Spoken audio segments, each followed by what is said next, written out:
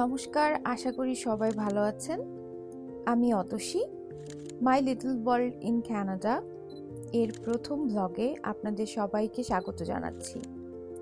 আজকে আপনাদের নিয়ে চলেছি মডার্ন উইন্টার ফেস্ট 2026-এর প্রথম পর্বে।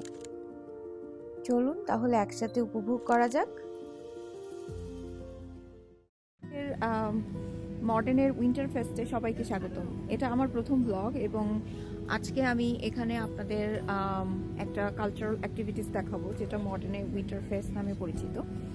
আমি এখানে এসেছি 4 বছর হলো, এটা আমার চতুর্থ winter fest and it's amazing. Everybody is gonna show their own culture and in a different way and it's so colourful. তো আমি আজকে মোটামুটি সবগুলো প্যাভিলিয়ন হয়তো বা কভার করতে পারবো না, কিন্তু কারণ আমরা অলরেডি আমাদের বাংলাদেশি প্যাভিলিয়নে অনেকটা সময় স্পেন্ড করেছি, কিন্তু চেষ্টা করব যতটা সম্ভব আপনাদেরকে দেখানোর জন্য। তো চলুন যাওয়া যাক।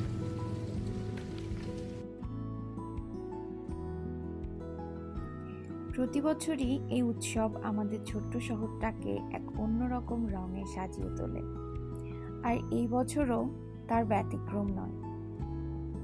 আজ আমি প্রথম যে প্যাভিলিয়নটাই ঘুরে দেখেছি সেটা হলো ক্যানাডা প্যাভিলিয়ন। মিনাওয়াস্তা লেকের পাশে শীতের কারণে পুরো লেকটা জমে বরফ হয়ে গেছে, আর সেই সাদা বরফের ওপর কেনেডিয়ানরা তৈরি করেছে অসাধারণ সব স্নো স্কাল্পচার। প্রতিটা স্কাল্পচার যেন নিজের মতো করে এক গল্প বলছিল, ক্যানাডার প্রকৃতি, সংস্কৃতি আর শীতের সৌন্দর্যকে তুলে ধরে।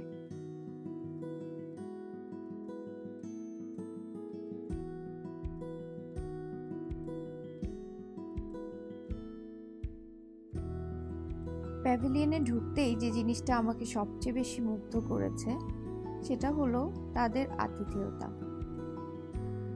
বরফের মাঝখানে জ্বলছিল উষ্ণ বনফায়ার, আর তার সাথে ছিল গরম গরম হট চকলেট। ঠান্ডার মধ্যে সেই উষ্ণতার স্বাদ সত্যি মন ছুঁয়ে গেল।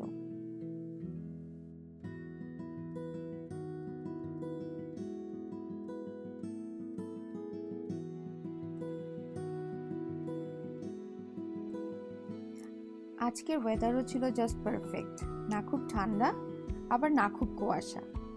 তাই আমরা আরাম করে পুরো জায়গাটা ঘুরে দেখেছি, ছবি তুলেছি আর উপভোগ করেছি কানাডার শীতের এই বিশেষ উৎসব।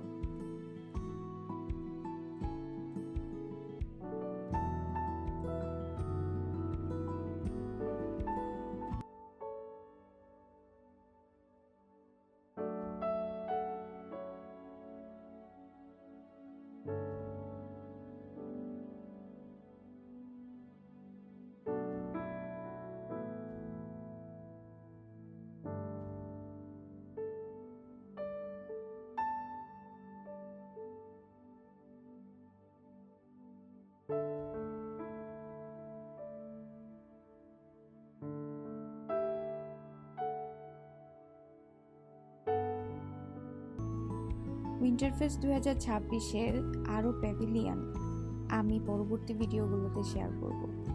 সাথে থাকুন, চলুন একসাথে উপভোগ করি মডার্নের শীতের এই রঙিন উৎসব।